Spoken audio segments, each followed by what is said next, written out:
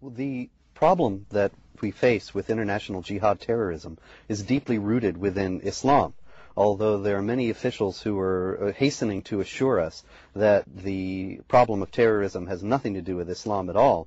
The only people that they don't seem to be able to convince of that are the Muslims themselves, particularly the terrorists who claim to be representing and acting upon the teachings of pure Islam and true Islam.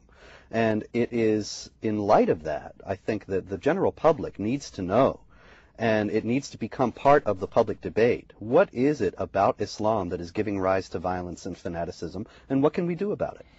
What started our interest in talking to you about this was this ad that was in the Washington Times. Yes. And you can see it on your screen, and it says, Islam, What the West Needs to Know, an examination of Islam violence and the fate of the non-Muslim world. And then down here it says it's not rated. And this was at the E Street Theater in Washington. No nudity, no obscenity, no explicit violence. Go back to when you first got involved in it. When did they first talk to you, and why did they pick you? This was several years ago. I think maybe about 2 years ago. And they called me on the basis of some books that I had written about Islam and jihad terrorism. Probably my books Islam Unveiled and Onward Muslim Soldiers. Islam Unveiled is a general investigation of the elements of Islam that give rise to fanaticism and violence. And Onward Muslim Soldiers is a more in-depth study of the doctrine of jihad and how it is exploited today by terrorists to justify what they're doing and to recruit and motivate new terrorists. They had become familiar with those books and called me. I flew out to Los Angeles and taped my segments, and that was really the extent of my involvement with the project. Did they pay you? To the best of my knowledge, they did. Yes, they did, actually. And did they tell you what you were walking into when, did you know the other players? Yes, actually, I was familiar with all of them. Okay. We're not going to show the entire documentary. They have given us permission. Certainly. Quixotic Media is the name of the organization. Yes. They've given us permission to use excerpts from it. First, just to set up what it looked like, here are just tiny excerpts of what you see when the documentary opens. Islam is a peaceful and tolerant religion, and the acts of these people are wholly contrary to the teachings of the Quran. I also want to speak tonight directly to Muslims throughout the world. We respect your faith. It's practiced freely by many millions of Americans, and by millions more in countries that America counts as friends. Its teachings are good and peaceful, and those who commit evil in the name of Allah blaspheme the name of Allah. No religion condones the murder of innocent men, women, and children. But our actions were aimed at fanatics and killers who wrap murder in the cloak of righteousness, and in so doing profane the great religion in whose name they claim to act.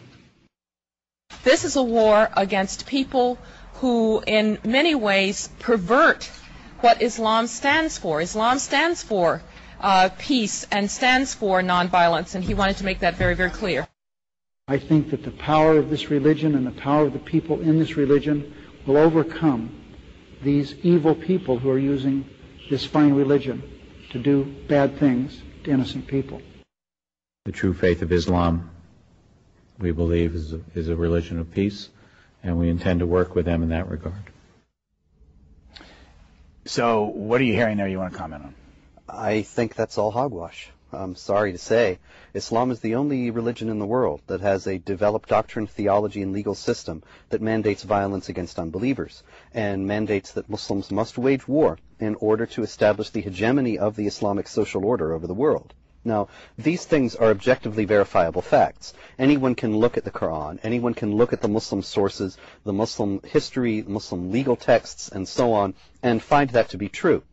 These people, even with all respect, the Prime Minister of Great Britain and the President of the United States, the Secretary of State, I would doubt that they have actually studied those things. Now, of course, there's a great deal of confusion about these issues. People think if somebody says that Islam has a doctrine mandating violence, that somehow that means all Muslims are terrorists or terrorist sympathizers. That, too, is false. Within Islam, just as within every religious tradition, there's a spectrum of belief, a spectrum of fervor, a spectrum of understanding. And there are many people who are not aware of these elements of Islamic tradition. don't pay any attention to them, or if they are aware of them, they reject them. And they go by the name of Muslim. This can't be denied.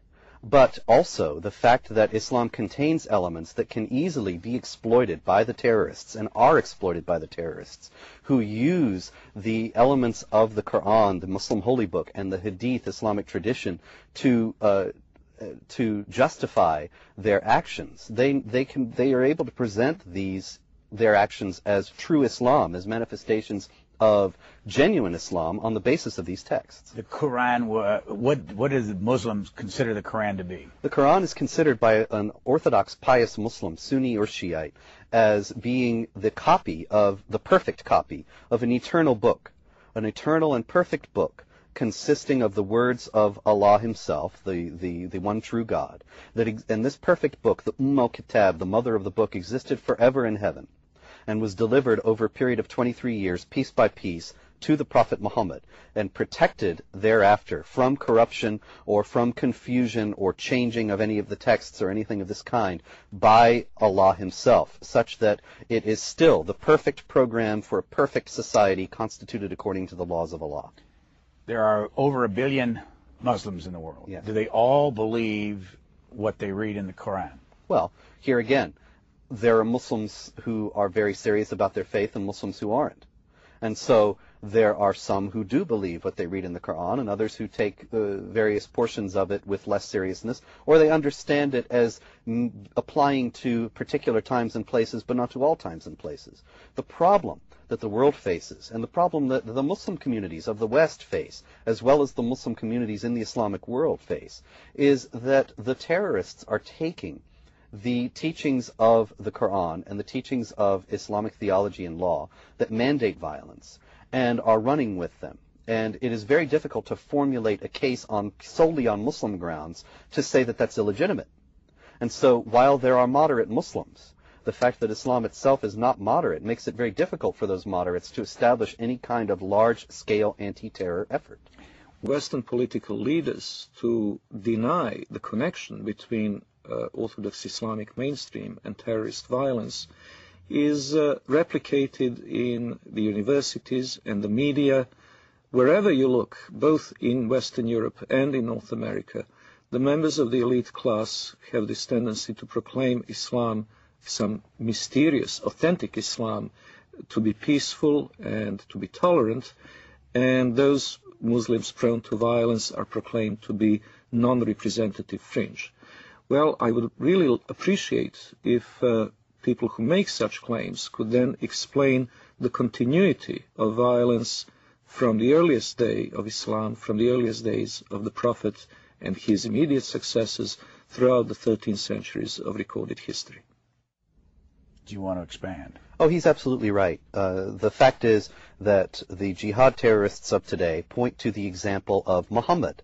We recently had this reinforced when there were some jihadist plotters who were arrested, and some films came to light of them, some internet posts that they had made in Britain. And one of them invoked the Battle of Badr, which is the first great victory of the Muslims led by Muhammad himself, the Prophet of Islam, at the time that Islam was just getting established. And they said, just as he led us to a great victory in those days, so we will also fight against the Jews and the other enemies of Islam in our own day. The Prophet Muhammad was a warrior. He fought in 78 battles, 77 were offensive. And he ordered the assassination of his opponents. He gloried in the killing of his enemies. These things are all readily establishable from the Islamic texts. I'm writing a biography of him right now, and I'm working solely from the earliest Islamic texts about his life for this book, The Truth About Muhammad. And it's very clear that he's nothing like what people in the West generally think of as a religious leader. He's not a Jesus figure who says, love your enemies. He says, well, as the Quran says, Muhammad is the apostle of Allah. Those who follow him are merciful to one another, but ruthless to the unbelievers. By the way, we'll tell our audience that we will have people who are Muslim defining their own religion in this series we're doing, so the other side will get a chance to have their say-so. Here's Waleed Shoebat from the documentary. What does the verse of the sword say? It's very clear. That when the forbidden months are over Kill the people of the book wherever you find them. Lay siege for them. Lay wait for them. Lay ambush for them. Kill them wherever you find them. In fact, I converted to Christianity. Muhammad clearly stated that in the ends of days, there will be many who defect from the faith. Kill them when you see them, wherever you find them. So, this is the question that the West needs to understand. What part of kill don't they understand?